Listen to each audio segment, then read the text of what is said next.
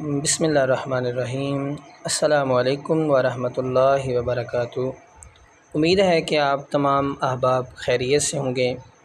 آج کے سبق کا آغاز ایک حدیث مبارکہ سے کرتے ہیں، اور وہ حدیث ہے خیر الناس من ینفع الناس، کہ لوگوں میں سے بہتر وہ ہے جو لوگوں کو فائدہ پہنچاتا ہے۔ عزیز طلبہ، اس گروپ کا ایک مقصد بھی یہی ہے کہ ہم آپ کو زیادہ سے زیادہ فائدہ پہنچانا چاہتے ہیں اور اللہ اور اس کے رسول کو راضی کرنا چاہتے ہیں۔ تو آئیے، ہم نے ایک پہلی سیڑھی بڑی کامیابی سے ہم چڑھ چکے ہیں، اور وہ پہلی سیڑھی تھی حروف تہجی۔ وہ الحمدللہ ہم 4 دنوں میں مکمل کر چکے ہیں۔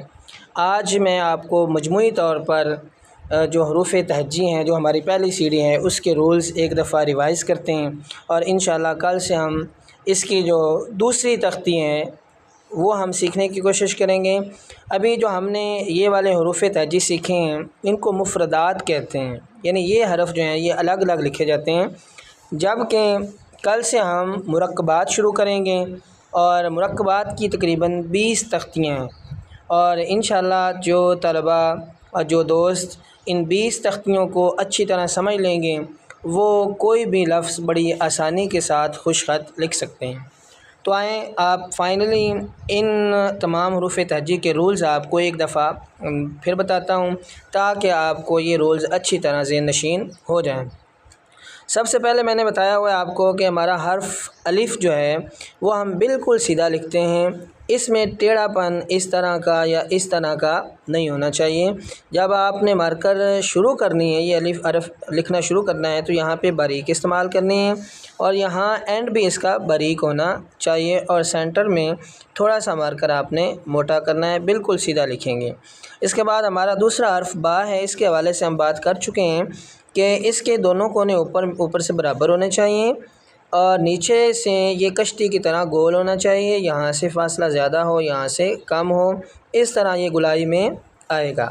جیم کے بارے میں بتایا ہوا آپ کو کہ جیم کی شکل ہوتی ہے انڈے کی طرح۔ مثلا یہ دیکھیں کہ اس جیم کو ہم انڈے کی شیپ میں بھی آسانی کے ساتھ لا سکتے ہیں۔ اس طرح آپ کو اندازہ ہونا چاہیے کہ جیم کی شیپ جو ہے وہ انڈے کی طرح ہوتی ہے۔ پھر میں نے بتایا تھا کہ اگر آپ نے چیک کرنا ہے کہ آپ نے جیم صحیح لکھا ہے کہ نہیں، تو آپ یہاں پہ ایک فرضی لائن لگا کے چیک بھی کر سکتے ہیں، اس کا جھکاؤ اس طرف ہونا چاہیے۔ حرف دال میں آپ اس طرح لکھیں گے اس کو، اور یہاں اس کا کونا بھی تھوڑا سا واضح ہونا چاہیے۔ را میں تھوڑا سا را کو ترچھا لکھیں گے، اس طرح ترچھی لائن میں آئے گا یہ چیز، اور یہاں اس کا کونا ہونا چاہیے۔ سین میں جس کے دندانے ہیں وہ آپ یہ غلطی نہیں کریں گے کہ یہ برابر نہیں کریں گے اوپر سے، نہ ہی یہ نیچے سے برابر ہوں گے، نہ ہی پورے قد کے ساتھ بنیں گے، بلکہ سین لکھتے وقت اس کے جو دندانے ہیں وہ نوک کے ساتھ کوشش کرنی ہے، اس طرح یہ تھوڑا سا اوپر ہو، یہ تھوڑا سا نیچے ہو، جو کہ آپ دیکھ سکتے ہیں۔ پھر دائرے کا رول میں نے بتایا ہوا ہے، وہ رول آپ یہاں تک دائرے کو نوکیں گے، اتنا فاصلہ ہوگا۔ سواد کے اوپر والا حصہ جو ہے یہ سیب کے بیج کی طرح ہوتا ہے، آپ نے اس کی شیپ اسی طرح کی بنانی ہے، اور پھر اس کو یہاں تھوڑا سا نیچے لا کے یہاں سے گلائی شروع کرنی ہے، اتنی۔ کچھ بچے یوں کرتے ہیں، ایسے آگے لے جاتے ہیں، یہاں آگے نہیں لے کے جانا، بلکہ اس کو یہاں کر کے اس کی پھر گلائی کرنی ہے۔ تو آپ میں الف لکھنا ہے، اس کے نیچے سواد کے اوپر والا حصہ لگا دیں۔ آئین کے بارے میں، آئین کی شکل بھی انڈے کی طرح ہوتی ہے، آپ دیکھ سکتے ہیں، اس طرح اس کا جھکاؤ ادھر ہوگا، اور یہاں آپ لائن لگا کے چیک کر سکتے ہیں کہ آپ کا آئین ٹھیک ہے کہ نہیں ٹھیک۔ فا میں فا کی شکل با کی طرح ہوتی ہے، یہاں تک با ہے، اوپر آپ فا کا حصہ لگائیں گے، یہاں گیپ کا رکھنا ضروری، اتنا گیپ ہونا چاہیے، یعنی اتنی اس کی اونچائی ہونی چاہیے۔ پھر کاف میں آپ یہاں تک اس کا دائرہ روکیں گے، یہاں گلائی کے ساتھ آپ نے آنا ہے، دائرے کا جھکاؤ اس طرف ہونا چاہیے۔ یہ کاف، اگلا کاف جو ہے یہ با کی شکل ہوتی ہے، یہاں الف لگا کے اس کو آپ مکمل کر سکتے ہیں۔ لام میں اس کا دائرہ جو ہے وہ اس کا جھکاؤ ادھر ہونا چاہیے، دائرہ کوئی بھی لگا دیں، وہ سین کا لگا دیں، مثلا یہ دیکھیں یہ دائرہ ہے، اس کے اوپر اگر آپ الف لگا دیں تو یہ ہمارا لام بن جائے گا۔ یہ تھوڑا سا مزید اس کو کھلا بھی کر سکتے ہیں، پھر ایک کوشش کرتے ہیں، اس طرح آپ لام لکھیں گے۔ میم میں گلائی کا خیال رکھنا ہے۔ نون بھی ایک دائرہ ہے، دائرہ بنا کے یہ کونا اوپر آئے گا، یہ تھوڑا سا نیچے آئے گا۔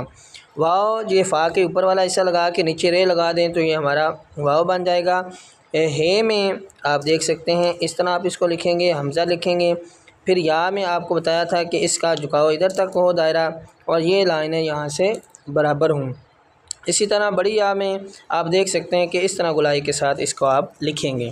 تو آج کا ہمارا شعر جو ہے وہ حضرت علامہ اقبال رحمۃ اللہ تعالیٰ علیہ کا ہے، جو شاعر مشرق اور سفیر پاکستان بھی ہیں، اور پاکستان کا انہوں نے خواب دیکھا اور ہمیں ایک آزاد ملک عطا کیا۔ اب ان کا یہ شعر جو ہے وہ آج کے مہینے کی مناسبت سے ہیں۔ بے خطر کود پڑا آتش نمرود میں عشق، بے خطر کود پڑا آتش نمرود میں عشق، عقل ہے محو تماشائے لب بام ابھی۔ تو اس میں عشق سے مراد جو ہے وہ حضرت ابراہیم علیہ السلام ہیں، اور انہوں نے جو نمرود نے آگ جلائی تھی، انہوں نے بے خطر بغیر کسی خوف کے اس آگ میں وہ چلے گئے۔ انہیں پتہ تھا کہ ان کو بچانے والی ذات اللہ تعالیٰ وہاں موجود ہے جو انہیں بچا لے گا۔ اور چونکہ حضرت اقبال کے ہاں جو عشق ہے، انہوں نے عشق کو ترجیح دی ہے۔ عشق ایک ایسی قوت کا نام ہے کہ جو انسان کو اپنے مقصد کے لیے روانہ کرتی ہے، اور انسان اس مقصد میں کامیاب بھی ہو جاتا ہے۔ تو اس پر ان کی کافی شعر بھی ہیں کہ عقل کو تنقید سے فرصت نہیں، عشق پر اعمال کی بنیاد رکھ۔ تو اگر آپ بھی اپنے پسندیدہ مشغلے سے عشق کر لیں گے تو انشاءاللہ آپ بھی ایک دن بہت اچھا لکھنے والے بن جائیں گے۔